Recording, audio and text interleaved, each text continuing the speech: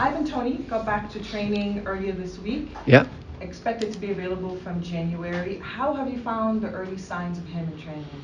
No, it's been very good to have him back in.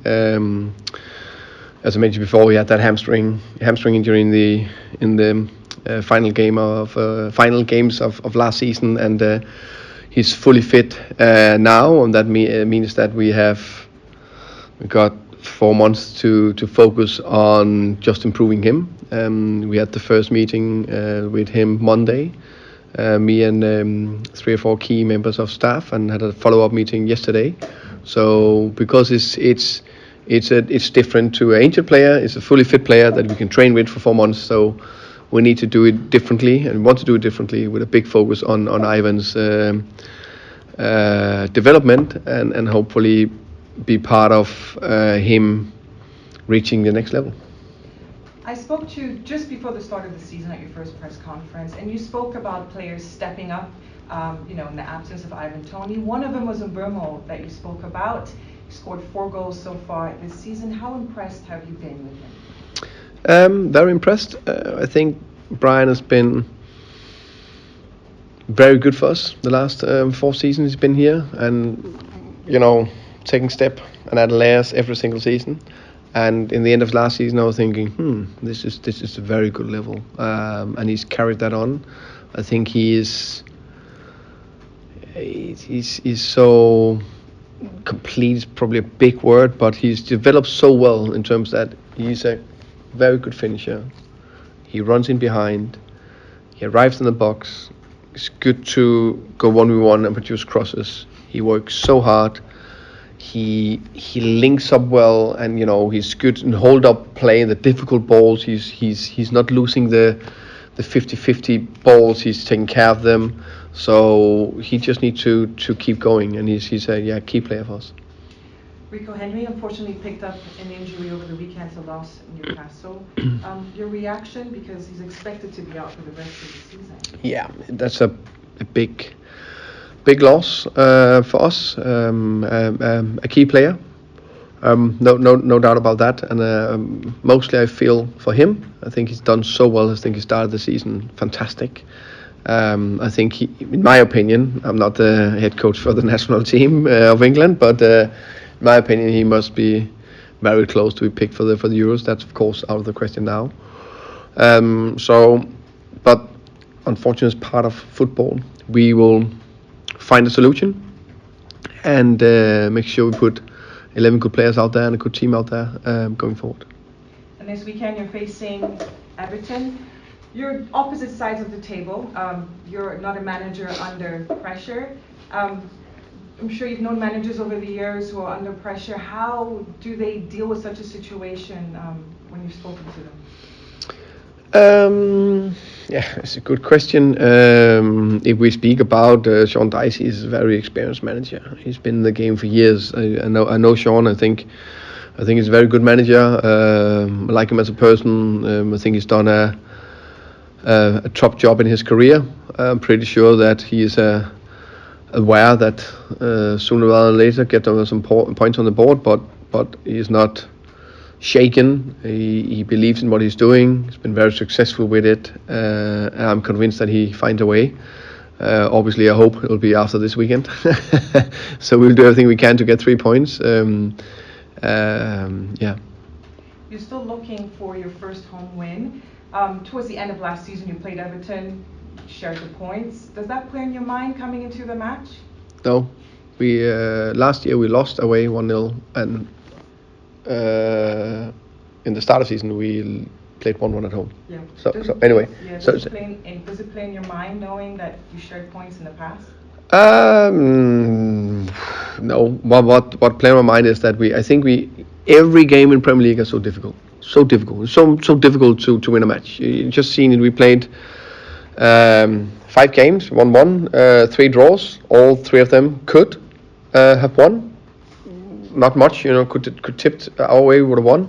Even the Newcastle game we could have won. But we need to get over the line. And the Everton team, we know, they play with high intensity. They play direct. We need to be aware of the second balls. We need to close down the crosses well, defend the box well, defend well on set pieces, and on the flip side, we need to be very good on the final third in terms of the final pass, the cross, attacking the gaps in the box. So we will demand a top performance for us to win. Well, Ken. Thomas, good to see you. Good to see you. Firstly, I'll ask, did you ever get an apology from No. I was quite sure that you would ask about that question, or one of you will. First and foremost,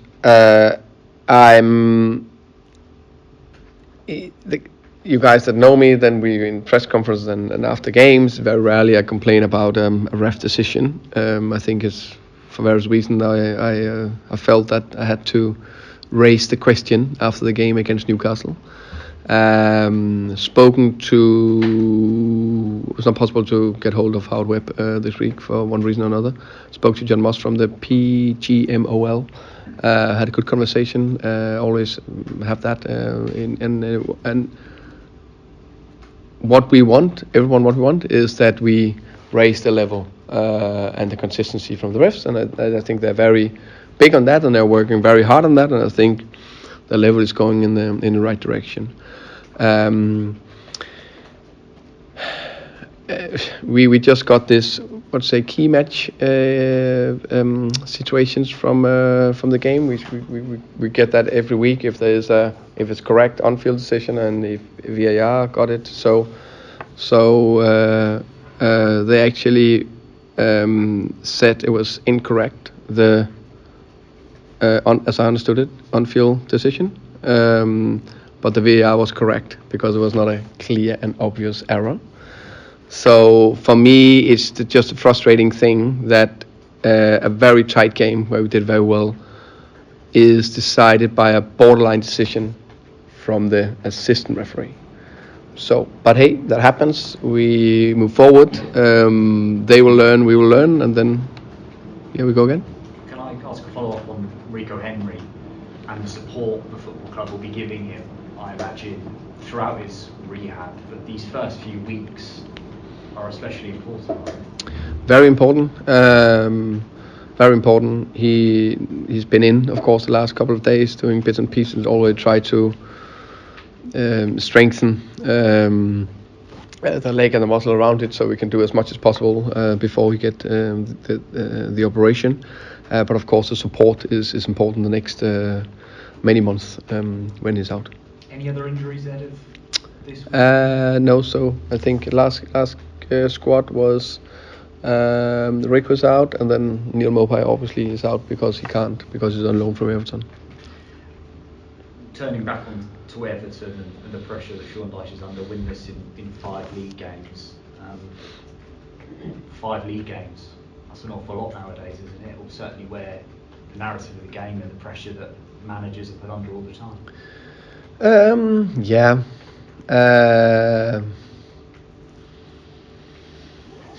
I think it's, of course, bottom line, we look at the result every week. Everyone does that. But I think it's the performances behind it. And when I look at see if I can remember the games they played, that we watched them. They started with Fulham, then they played Wolves, and then there was Villa and Arsenal. What was the last one? Sheffield United. I think Fulham performed very well. Should have won it. Wolves should have won it. Sheffield United, even-ish, could have won it. Villa, that happens. Arsenal, relatively even game. I know they dominate Arsenal, but hey, it's one of the best teams in the world. So I think the performance has been there. I think it's about looking into that, because if the performances are not there, if the recovery runs is not there, if the effort is not there, then there's an issue. Sometimes you're just getting into these periods where it's difficult. So looking on the performances, it looks like they are still in a fine place. But that's what, yeah. I don't know if it's me to judge that. Suddenly I'm in talking about that. There should be others judging that. And when you're preparing to take on Everton, you're looking, I suppose, Dwight McNeil back, Calvert-Lewin available once again. Would you expect Everton to pick up? Would you expect Everton to improve? Would you expect a very difficult game at the G-Tech? What are you expecting from them on Saturday?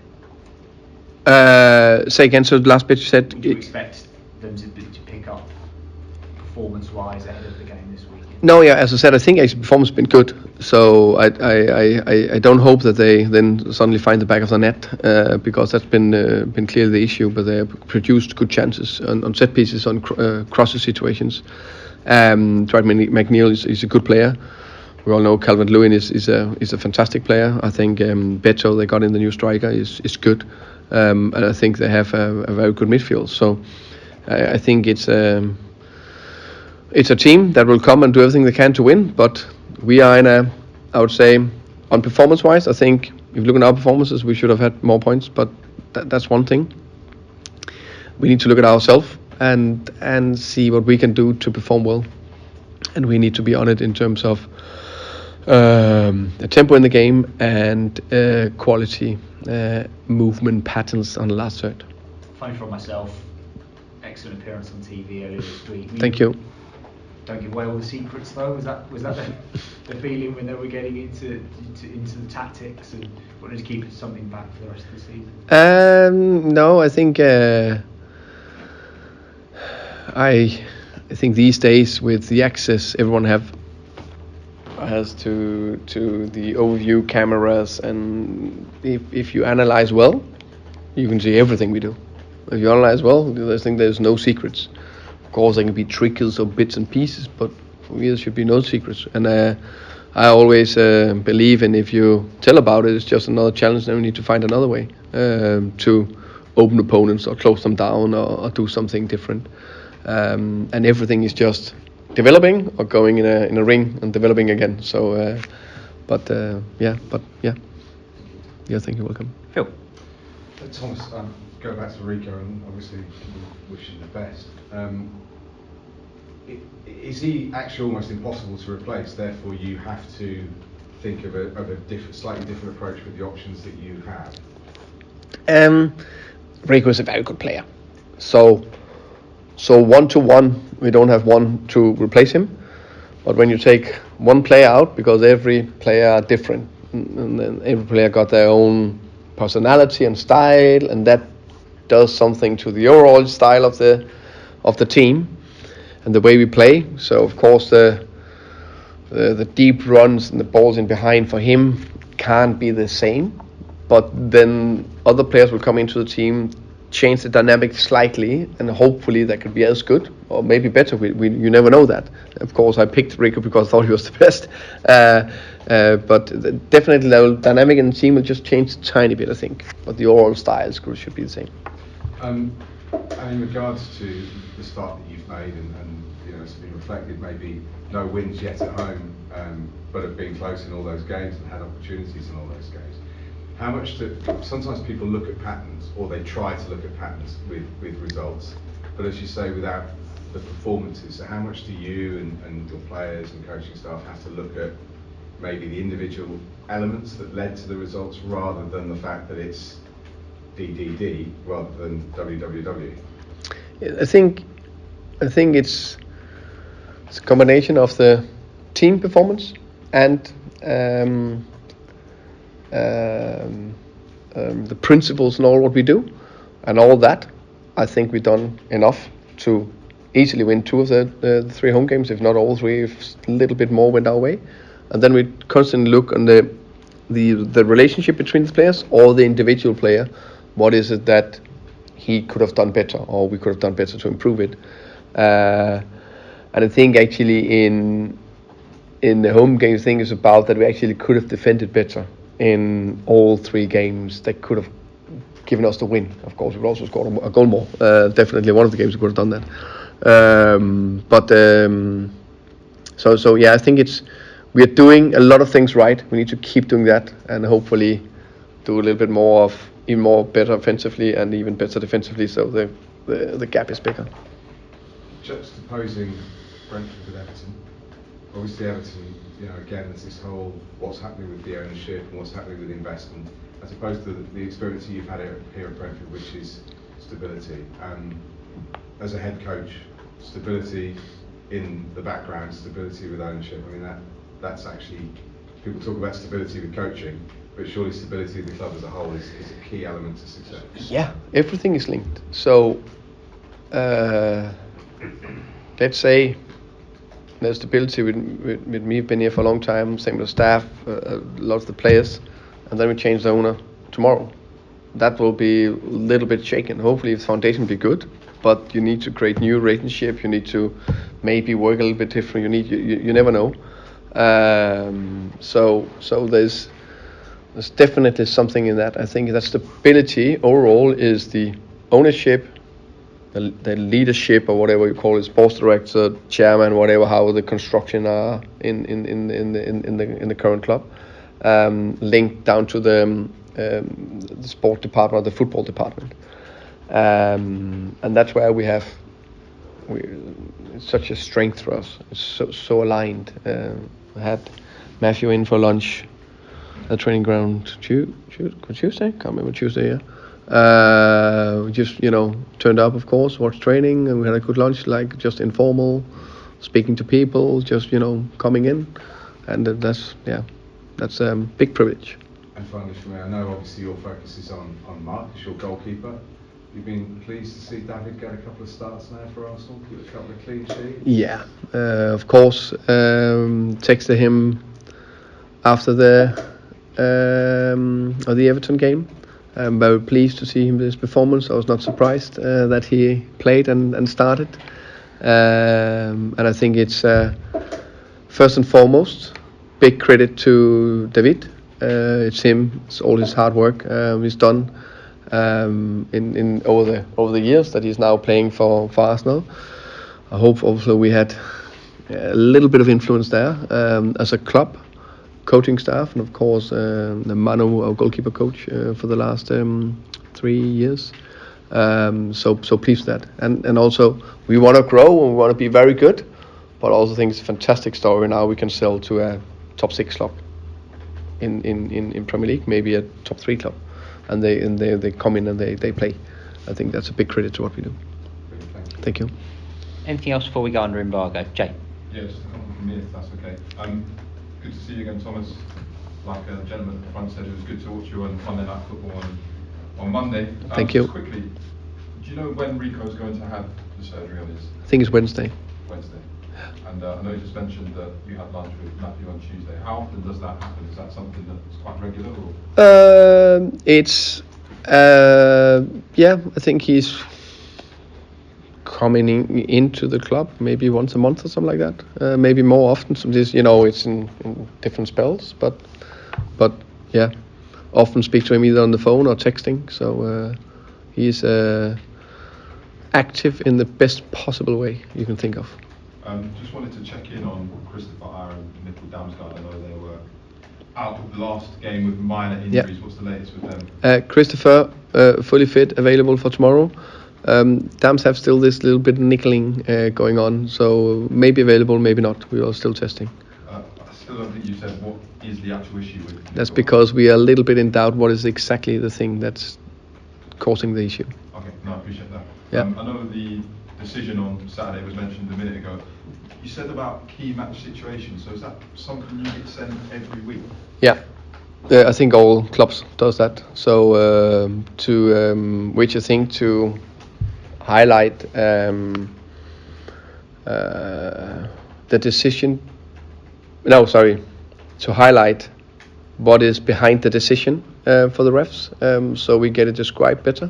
I think it's a very good thing, and then we understand more and more the different situations. So that's PGMOL who sent that? Yeah. And then did they clarify the actual rule on goalkeepers putting out in that situation? The what, sorry? So you said the issue with the penalty on Saturday was yeah. that Mark pulled out of the challenge. They describe it as another situation.